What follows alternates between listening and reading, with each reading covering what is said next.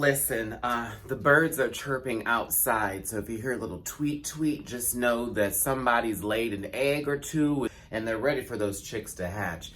No, y'all, we gotta talk about this show. This episode made me cry a couple of times. I wanna get into certain things that took place with specific people on this episode, and I'm gonna break it down, of course, for you. It's another review of We're Here on HBO. Cue the music.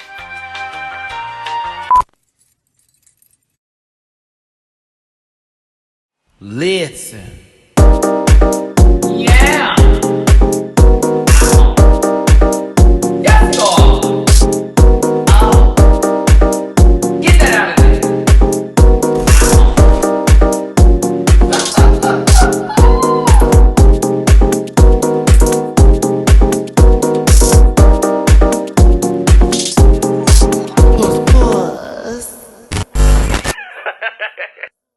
Hey everybody, it's your boy Matty Rants. Thanks so much for tuning in. Downstairs below are my social media links where you can reach me. That is at MattyRants on both Facebook and Instagram. I'm definitely on Instagram a lot, so you should definitely hit me up there. I'm not going to say definitely anymore. Definitely. Also on Twitter at the Matty Rants. And remember, if you want to donate to the channel as well, you can donate through Cash App, which is $Matty Rants, Venmo, Matty-Rants, or through PayPal, which is paypal.me/Matty Rants. Listen, we're still on the We're Here train here. Shout out to HBO. Thanks for all the love. We need to talk about this episode.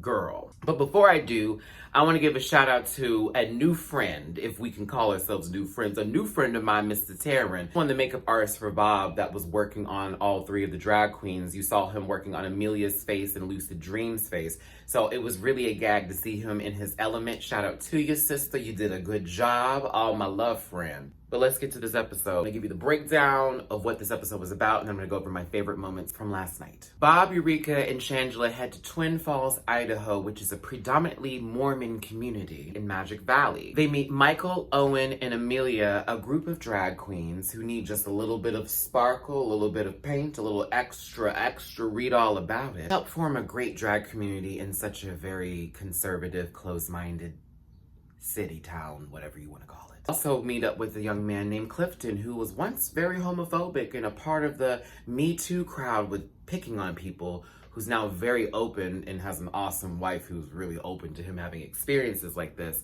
as far as challenging his masculinity, opening his mind to new possibilities, as well as to new people, new cultures, new identity. And we get to Brandon, who is a trans man who is married to Michaela, who they didn't have a great wedding the first time around due to the problems and the, I really want to say insecurities and ignorance, but we're not going to do that because it's their families. I want to be respectful, but the families were not really feeling this sort of union between the two.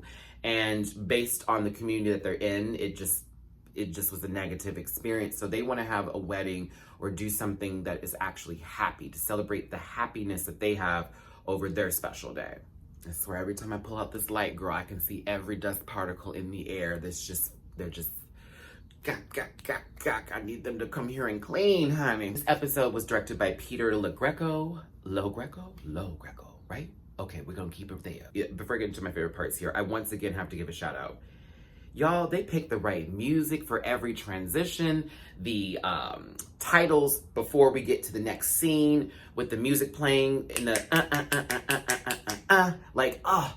everything about it, production, filming, all of the above, the way they set up the scenes, it does not feel like it's a forced moment into me feeling an emotion. It feels like it's right on time. Like, ooh, this is the music that needs to be playing. We are feeling fierce right now. We are a little bit sad. We're a little bit angry. We're a little bit upset. We want to understand. The music always plays for the emotion. And I have to give them credit for this, okay? Y'all know I love a good show that really does presentation. And this is one of those shows. There was a couple good jokes here and there. Shangela shaded Bob at the beginning, and then Bob had a really funny moment. Clifton asked, will his hair grow back? Or his hair, he was like, oh, my hair will grow back. And Bob's like, really? It's gonna grow back. Like, great funny moments with this episode, but to me, this wasn't about those funny moments. There was a lot of serious there's just a lot of moments where I was choking up and tearing up here. Well, I want to start with Clifton first because that's who Eureka was working with. Eureka did a good job. And I love seeing Eureka go into these spaces where I think people are going to treat Eureka crazy. And they may have said something, we may not have seen it, but it's enjoyable for me to see someone with Eureka's presence being able to walk into a room like that where I myself would have felt very uncomfortable. But to see Eureka walk in like, and I wish someone would, I love that bit. I love that about that moment in that scene with Eureka. And I also enjoyed how Clifton seemed to be open but apprehensive, but more open than apprehensive. His wife was open for the full glory, but every friend that he had seemed to be a little bit, I don't know how to feel about this, but in a more of a, I'm spitting, chewing tobacco, I don't know how to feel about this kind of feeling. He even went to this house party that Bob came with Eureka to, which Bob was the only black presence there, let's just be clear. But again, it's the conversations with the friends that Eureka was having that made it seem like, you know, okay, while this is cool and you're here and that's cool, but I don't like it and I don't want to like it and we're not going to like it. So it's like, okay, respect that. But at the same time, don't come over here asking for my vote when you need it, buddy. I did find it cute with the big bald guy who Eureka was like, this is going to be your dad. And Eureka said he made her look petite. I was it was good stuff. Honestly, Clifton's journey was very interesting to watch. He was totally challenging his masculinity, and I was here for him in the transition into his drag character, which was Cleopatra ass. Was it? Okay. But their performance was also really great. They had a good time. It was lovely to see all that positive energy from Clifton, and it seemed that the supporters that were there for him really loved it, so it was nice to see that. But I got to get into Shangela and Bob's stories, because those were the ones for me personally. Starting first with Bob. Shout out to Bob the drag queen. You know I love you, sister. And when you cried tonight, cue this picture. I was already in tears. It just added to the boo and the hooing, okay? Because what Bob was feeling, I was feeling like the next person. Now, there are 3 drag queens that Bob is working with here. Michael, who is Lucid Dreams, who we're going to talk about in just a second. Owen, a.k.a. Lavender Beauchamp. I feel like I don't have that correct. Was it Poke Champ? I forget what it was. I thought it was a bow and a champ. Lavender Beauchamp. I still like that name. And Amelia Blake, okay? All of them have something to their story that was so different. Like Amelia is a big person and comes off as a masculine presence, but is very feminine. And so Amelia has a job that is masculine and in a masculine environment, but is very feminine. So it's almost like it's a conflict of the shell that they're in with how they feel, but at the same time, it's learning to be prideful in who you are, but dealing with people who are ignorant around you. I liked Amelia a lot, and Amelia's attitude was interesting because it wasn't like she was like about stuff. She was just very a lady, and I love that about her. She was very well, I learned the words. I've got the words down. Oh, I listened to it all last night. I said, oh, professional. Back to Lavender, who was Owen. Owen had an interesting spill where he was basically saying that he doesn't associate or hang out with a lot of the LGBTQIA community in his city because he feels that they need the support with each other, like they're supporting each other, and he feels that he can sit in the background or on the side and still be there. I was a little confused by Lavender's. I understood it because maybe Lavender's very introverted and doesn't want to get involved with the cattiness of the community because we know how we can be. You know, some of us forget who we are, darling. But to me, that didn't confuse me so much to where I was like, I can't understand her. But it was like, are those people wrong for wanting to have a community to support them in what they're going through? And also, some people need to have their own support and their own solidarity. So I respect it, but I also was like, Lucid dreams, lucid dreams, lucid dreams. Lucid, you have a new fan in me. I love you, sister. And if you don't think that anybody loves you, I love you, okay? When you start talking about, and I'm gonna get emotional here because it hit me, because I have been that person. I am sometimes still that person. Your inner saboteur is powerful, but not as powerful as you are. And when the conversation with Lucid came up about loving yourself and finding it hard to love yourself because of the things that have been said to you, the experiences you faced, your time, your history, everything that has been to this point. And it's hard some days just to be like, I'm okay, I'm doing right, I'm doing this well. That was tough. And Lucid, I love you, sister. I say it again, I'll say it again. Please, please, please, please fight that good fight with your brain, darling. Fight that good fight with your heart. Little monster that shows up every now and then and tells you everything is horrible, you're not good enough, you're ugly, this, that, and the other, which none of it is true. It's never true. But it's what people who are miserable want to place onto you, and what you, who hasn't experienced enough love, is feeling right now, because the love you deserved wasn't given. But you deserve all the love in the world. And I hope you continue fighting that good fight, because it is a fight. So Lucid Dream's story about herself, just her whole monologue into everything that was happening, was just, it really touched my spirit. And then we get to Grandpa, Lucid's grandfather. I would love it if my granddad was still, if my grandparents were still alive, and if I even got to really know who they were. My family is of what we like to say the older generation, so I was very young coming into a home environment where my grandparents were already very old and my parents were in their 40s. So, you know, for me, I never got that experience. You know, I got to see my grandmother face diabetes and lose that battle, unfortunately, and that was very horrible to watch, because she was in a lot of pain and a lot of things happened. But when I see how Lucid's granddad was so appreciative of his grandson and how much he loved him, and then the part where they got to, you know, him having some medical problems, and they spoke of the heart attack, in that moment where you see his granddaddy just stop, like, it's this relationship that they have where they both not only love each other, but they need each other. And Bob started crying about that and saying, you know, you got another grandchild here. You know, I want to be like, you got one too. Low key through the TV screen, you got one too. Like, I was crying a lot earlier, y'all. I'm trying my best to be good right now. I'm trying my best. I thought that their performance when they worked with Bob was amazing.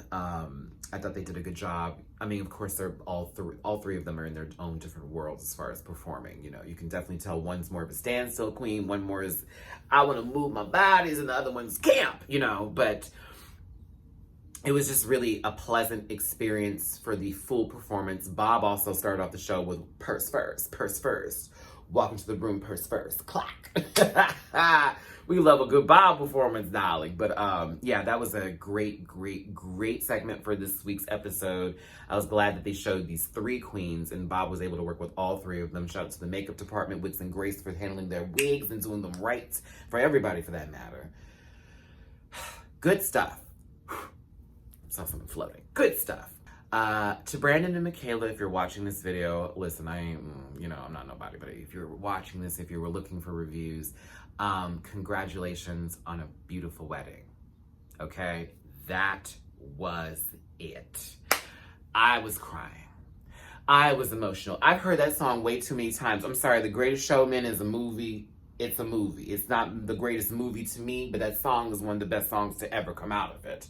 Okay? Not Hugh Jackman singing, but it's still one of the best songs to come out of that movie. And you had Zendaya in there, so I always give it 10 times the tea it needs. I'm tired of that song, but I'm not tired of that song. Does that make any sense? That song is powerful. This is me. Before we get there, Brandon's transition is amazing. Anybody who's going through any kind of transition, you have my love and support. Because listen, you're just trying to be yourself. You just want to be who you are. And you've been told you were wrong this entire time. And now you're like, F that. I am me. You're going to accept it. I'm here. What's up? I was here for seeing that whole moment in the mirror with Brandon. And he's just like so happy. And like, this is what I wanted. And these scars are not something that I'm looking at like, ugh, they're ugly. But this is just a show of how far I've come. Like, brilliance. And he's handsome on top of it. And Michaela is beautiful couple. I was sad to hear that their families did not really want to fully accept them at their wedding. For a father to come to someone's wedding and not walk their daughter down the aisle is a show of disrespect to the union itself. and that you don't approve of it. And you can do this I love you all that you want, but if you're a daughter or a son or anyone for that matter who wants to walk down the aisle and you want your parent to give you away, that is so important. And I always hate to hear stories like that when people don't get what's happening, that it's not something that's going against God. It's not something that's going against, the belief systems they have. I didn't choose this. I didn't choose to be this person. Y'all, that's what most of y'all don't get. And some people just will never understand because they don't want to. But we didn't choose this. This isn't a choice. I didn't choose this. Trust me. If I wanted to choose to be different, I would. But I would be living a lie, I'd be unhappy, I'd be cheating on my wife, etc., etc. I'd be doing the worst. And you can say, well, it's better than that. It's not.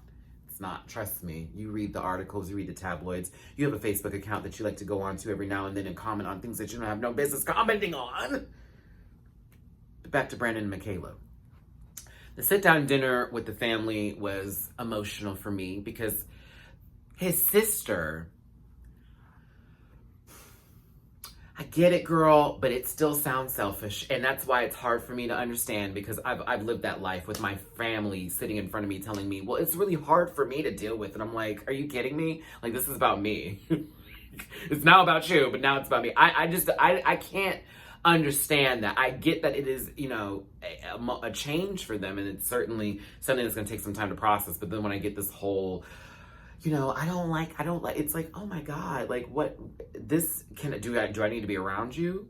Because I don't want you to call me anymore. That's how I feel about stuff like that. But I'm glad to see that Brandon still has a relationship with his family. It's none of my business how that is handled.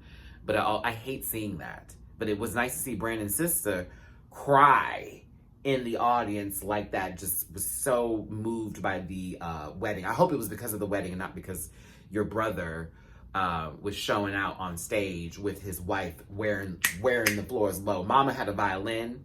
She had a nice old pink, good old nasty Marie Antoinette let them eat cake dress and a good old ha pink wig. Then Brandon came out here in some hoo with some glitter beard going on, a little sparkle, a little spackle, a little tickle, a little tackle. Walked out there and gave you Eric from good old Little Mermaid tease, and then pulls it off and has a trans pride flag color suit underneath and was wearing it out. I was done. This is me. We're here. I was here for it. It was a beautiful ceremony. Shangela looked great. It was a good episode, y'all. I really liked this episode a lot. It touched my spirit, touched my soul. I was here for the storylines. Again, the way they pace it. Good stuff. Tell me what you thought of this week's episode of We're Here. What part did I leave out that you want to talk about in the comment section? Are you watching We're Here? I do know that the episodes post to YouTube, possibly episode 2 will be as well. I would take a look at that. If not, check HBO app. They offer that sucker for free for 30 days. Take advantage of it. As well as if you have cable, your local listings, jump in on that too. I personally use Sling TV. I pay $35 a month. And I pay an extra $5 on top of that for my HBO membership, just so I can watch my HBO stuff. So anywho, hugs and kisses, my best love and wishes to you. It's your boy, Matty Rants. Thanks again for tuning in. Don't forget to hit that like button, that share button, that subscribe button, and visit me on all my social media links. And if you want to donate to the channel, please and thank you. But catch me later on this week as we talk about RuPaul's Drag Race episode 10. We then have a live on Sunday. And remember, there's more We're Here coming to you. I love you more than you know. Hugs and kisses once again. Take care. All my love. Stay safe. And I will talk to y'all later.